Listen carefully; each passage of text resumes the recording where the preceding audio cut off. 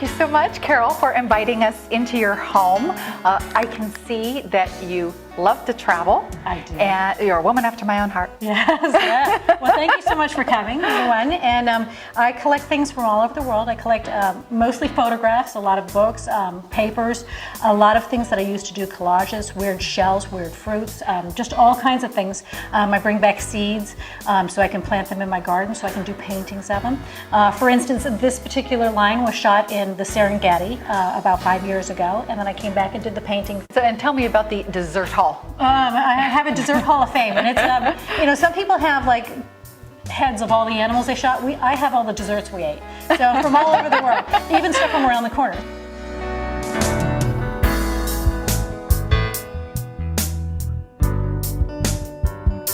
So Carrie, I'd like to take you out to my studio, and along the way I'd like to show you some of the plants that I have that I grow for use in the botanical collections and in the still life collections. I have the bromeliads, a bunch of different types of bromeliads, a bunch of different types of begonia.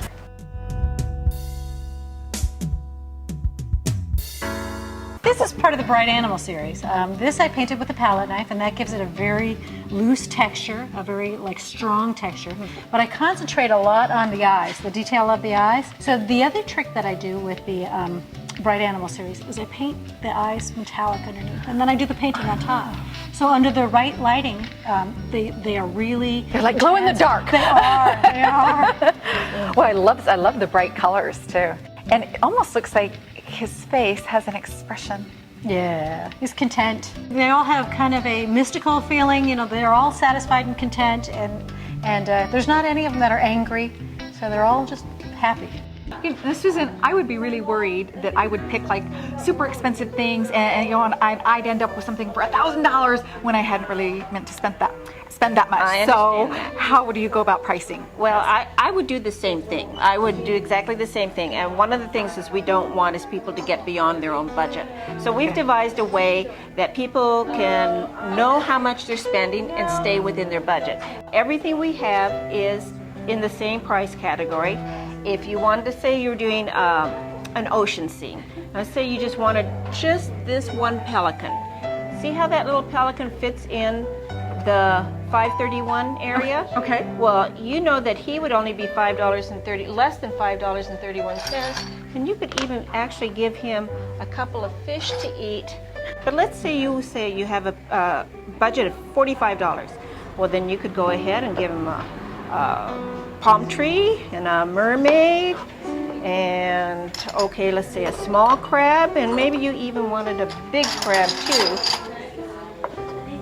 And you see how we start to fit all of these things in that space?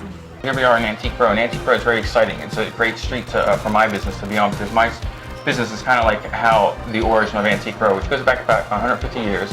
It's actually originally known as where you could buy furniture that was brought over from Europe. A lot of it was used kind of antique, but a lot of it was made here as well. This one, Jason Silverman, is right here from Philadelphia. So when I opened up the store 9 years ago, you said at the introduction I was a sales manager for Mercedes-Benz. Nobody gave me a chance first, but after 2 weeks we have been sold out completely.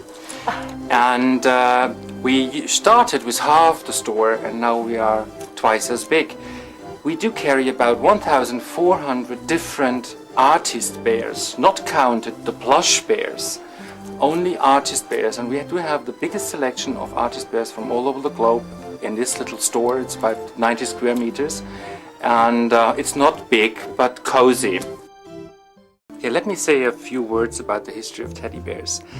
The very first teddy bear was made here in Germany in 1904 by a lady in a wheelchair. Her name was Margarete Steif, and she coincidentally created this bear. Her business was doing felt needle cushions. She exhibited at the Spring Fair in Leipzig, Thuringia, and an American dealer needed a present at the last minute and bought this bear. So the bear went from Germany to the United States, and from there all over the world. The most amazing thing about that is that at times where we had no internet, television wasn't even invented, this bear conquered the hearts of all the people all over the world. For our final shot, we head across the River Liffey. So Roy, where did you come up with the name Car Boot Shop, and what does that mean?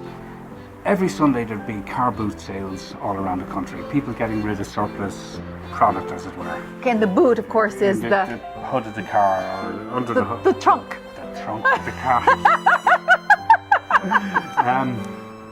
Okay, I reached a midlife plateau, as it were. You mean crisis? Well, plateau, I call it. Okay. I decided, I took a journey to Kilimanjaro, sat in the lotus position on top of the glacier, and came back with the idea that I was going to declutter. I was going to travel light. I was going to get rid of emotional baggage and material baggage. Now, I don't know if you're aware, I lived over the shop here. And coincidentally to me having this revelation of decluttering, the shop became free. So I decided to have a car boot furniture sale and get rid of surplus items that would normally be thrown out. The thing took off and the carbootshop.com developed. And this is us now today. So much for decluttering, right? That's it. Barry, where did you come up with the idea for the little pieces, the leaves and the petals? Well, you know, if you think about today, when people say home fragrance, they think of a candle. And, you know, a lot of environments, they won't allow you to have a candle burning. So Right. we always thought that it really would be unique to have something where people can enjoy home fragrance, but not have to have an open flame. So that's how the concept of Scentship started, and that's why we're known as the original wax potpourri. The thing is, it looks a lot like candy.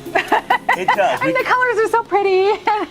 And it was one of our concerns that it does look like candy, that it's non-toxic. So Oh, good. we don't really have an issue of people ever trying to ingest the product, and mainly kids. If we ever have any problems, sometimes it's adults. So we'd ask the children, please do not let your parents eat the chip. This is our design room. This is where it happens. If you look around the room, you will see fabrics for the next collection. We work about a year out, approximately. We start in here as a group. I work with 2 other designers, and we start with merging fabrics. All of our fabrics are pretty much from Europe. I'd say 90% imported from Europe. When we find the fabrics of our dreams, there's so many fabrics to pick from now, and they're incredibly expensive, the kinds that we tend to choose, we then merchandise the fabrics in our head. Thank you so much, Sarah, for having us in your was store. such a treat to have you here. I could buy everything in the store. good. I mean, We'll come back seriously. when you have more time. I will. Okay, good. 'Cause we're gonna... So Ashri, obviously this is a very intricate process.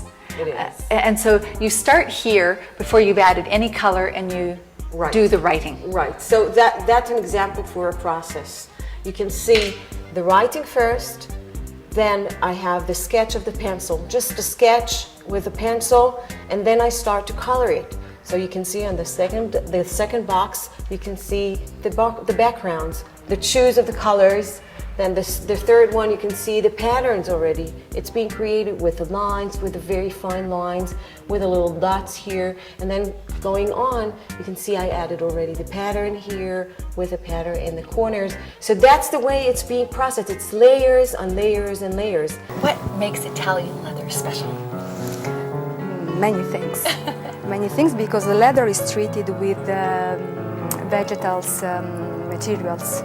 So it's all natural, and consider that we have a long tradition in the leather, so we are famous all over the world, and some things are, you can say, secrets. Okay. So how they treat it and the rest is all secret. Right. How did this whole business get started? My grandfather started the business in 1920 as a young man.